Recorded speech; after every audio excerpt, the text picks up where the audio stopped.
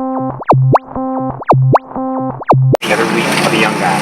Well, is a week like this a week where you typically rest your little guy and you're going to get more rest? Is it really that much different, or is it just kind of it's not a wholesale change? It sounds like on a regular week.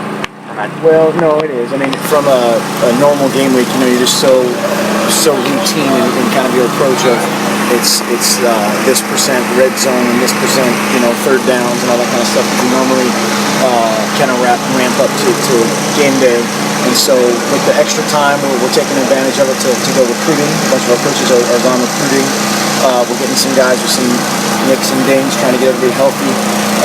Still stay sharp, still practicing fast, and then get our young guys a bunch of team reps that they would not normally see. And we'll continue that through tomorrow, and then they'll have the weekend off. It seems like they get these young guys a lot of reps, regardless of how just full of fun. Well, they're getting our reps. They're playing our offense and defense. Normally during the year, if you're a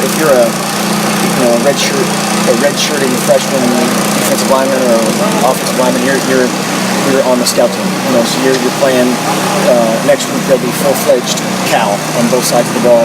So this week we're trying to get them a little bit more Oregon offense and defense and get them some reps for the future.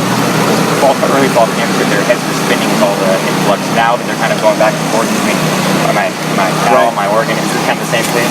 There's a little bit of it. Yeah, you can certainly tell who's been studying their Oregon playbook and who hasn't, which is unique here that we have so much time before school starts that they have a little bit more time to get in their playbook and get some practice. But pleased with how they've worked, and the older guys have worked well, and we've gotten some productive practices in. Which young guys have stood out now in these Oregon reps? Gosh, it's a tough question. I don't know. The defense was dominating today.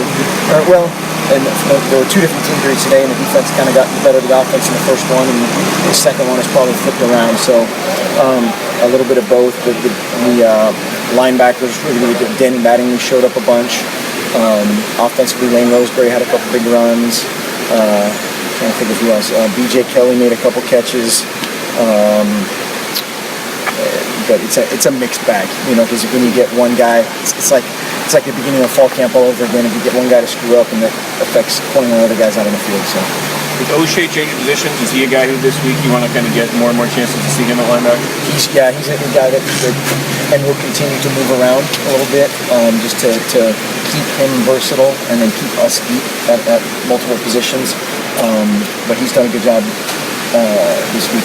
He's a guy that showed up several times. By move around, you mean moving him still some at safety or to kind of all linebacker positions? All that. He's a guy. Tyson's a guy. There's a couple of guys that we're going to kind of project that way down the road of just there's a lot of multiple similar roles that those guys can play, and just the more depth a guy can present for a team, the more versatile he is, the more he has a chance to play. So that's a good thing. What do you see out of him at linebacker? He's been good. He's a versatile athlete. He's a tough guy. He's long. And now he just needs to play with confidence at all those spots. That's the hardest thing, is you're kind of processing a guy that's sometimes an inside linebacker is uncomfortable outside because action only happens. If you're playing on the left side of the defense, kind of all your action is to your right.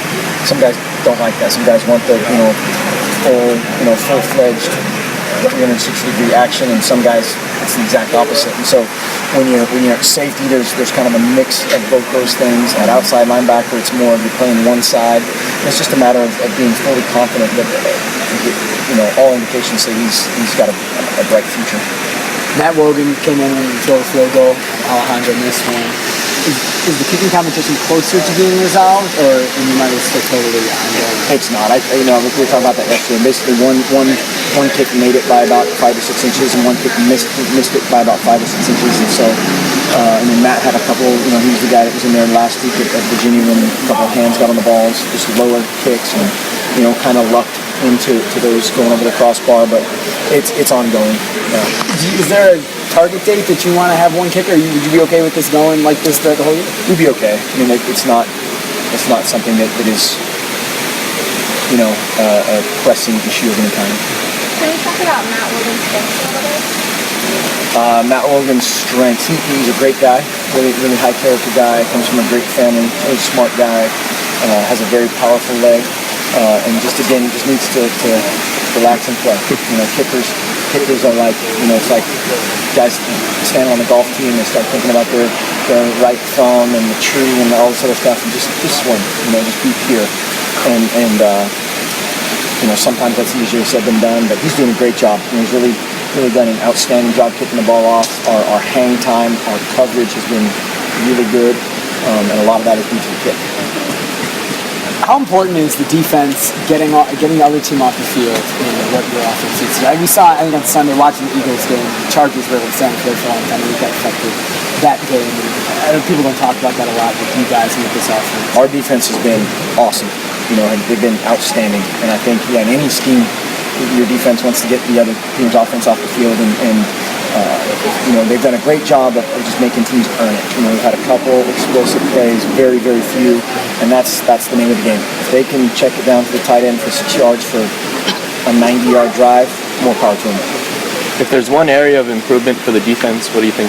What do you think it is? Tackling, and then every single guy running to the ball every single play. That's what we really pride ourselves on. That's another thing we try to instill in our young guys in these practices where they're out there is just learning our way. And that's running on the field and running off the field. And then you're in your full speed, period. And so part of that is we're trying to ingrain that right now, and it's constant reinforcement.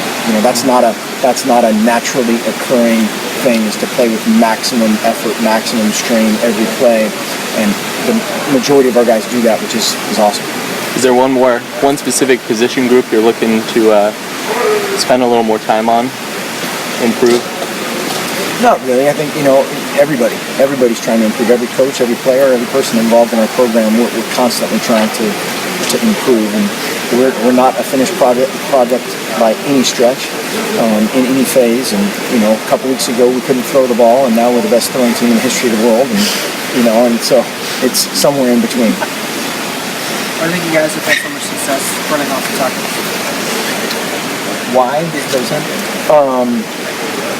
I don't know. We've got a couple really fast guys, and that helps out.